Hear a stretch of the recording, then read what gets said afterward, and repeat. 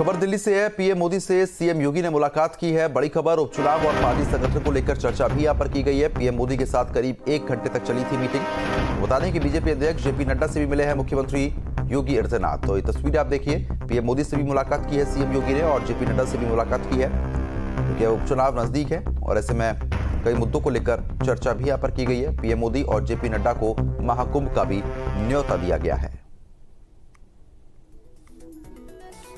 तो बता दें कि पीएम मोदी से सीएम योगी ने मुलाकात भी की है और उसके बाद जेपी नड्डा से भी मुलाकात की है। दोनों ही वरिष्ठ नेताओं को कुंभ का भी न्योता दिया गया है। मुलाकात की तस्वीर हम आपको दिखा रहे हैं।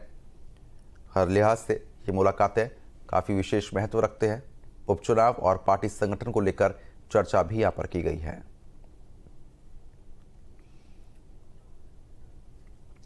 तो फिलहाल दो तस्वीरें आप देखिए। एक तरफ प्रधानमंत्री नरेंद्र मोदी से मुलाकात करने के लिए मुख्यमंत्री पहुंचे हुए थे।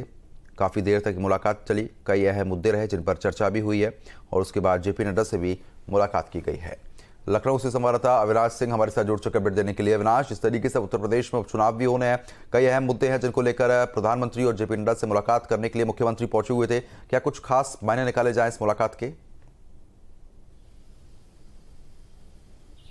देखिए, काफ़ी महत्वपूर्ण ये मुलाकात रही है, क्योंकि एक तरफ प्रधानमंत्री और जेपी नड्डा से मुलाकात के दौरान सीएम योगी ने महाकुंभ में आने का न्योता दिया है, तो दूसरी तरफ माना जा रहा है कि उपचुनाव को लेकर, चूंकि उपचुनाव 9 सीटों पर होना है और ये उपचुनाव लोकसभा चुनाव के बाद काफ़ी महत्वपूर्ण माना जा रहा है। देखिए, जहां तक सवाल महाकुंभ का है, तो चूंकि ये अब तक का सबसे बड़ा आयोजन होने जा रहा है, जिसकी तैयारियों में योगी सरकार जुटी हुई है और इस पूरे आयोजन को किस तरीके से सफल बनाना है, खुद इसकी मॉनिटरिंग सीएम योगी कर रहे हैं। तो चूंकि माना जा रहा है कि महाकुंभ में आने का न्योता तो दिया ही है सीएम योगी ने, साथ ही में तैयारियों को लेकर भी बातचीत हुई है प्रधानमंत्री नरेंद्र मोदी से कि आखिर इसको और किस तरीके से भव्यतम रूप प्रदान किया जा सकता है। क्योंकि देखिए, देखा जाए तो अगले साल जो महाकुंभ का आयोजन होना है, उसमें दुनिया भर से जो करोड़ों श्रद्धालु हैं वो हिस्सा लेने के लिए पहुंचेंगे। क्योंकि इससे पहले आपने देखा कि 2019 में जब अर्धकुंभ हुआ था, तभी भी प्रधानमंत्री मोदी वहां पर पहुंचे थे, उन्होंने संगम में स्नान भी किया था। तो ये कुंभ की बात हो गई। और दूसरी बात, उपचुनाव को लेकर अगर हम करें तो देखिए, उपचुनाव में चूंकि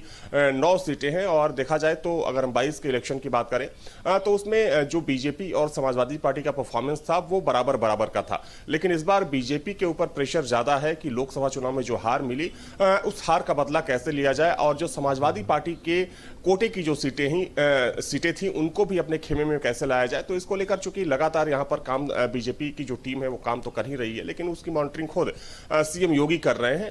तो उपचुनाव में चूंकि जो बाई इलेक्शन होना है उसमें किस तरीके से जीत हासिल की जाए और हो सकता है कि कुछ जो रैलियां अभी संभावित हो, जो प्रस्तावित हो, तो उन रैलियों को लेकर भी बातचीत हुई होगी। चूंकि जेपी नड्डा से मुलाकात के दौरान माना जा रहा है कि उपचुनाव के साथ साथ जो चुनावी कार्यक्रम होंगे उसके बारे में सीएम योगी ने विस्तार से बातचीत की है। अब बिल्कुल, क्योंकि देखिए जिस तरीके से उपचुनाव भी होने हैं और ऐसे में मुलाकात काफी विशेष महत्व रखती हैं। लगभग कितनी देर तक ये मुलाकात चली थी और क्या कुछ अपडेट मिल पाई है इस मुलाकात को लेकर?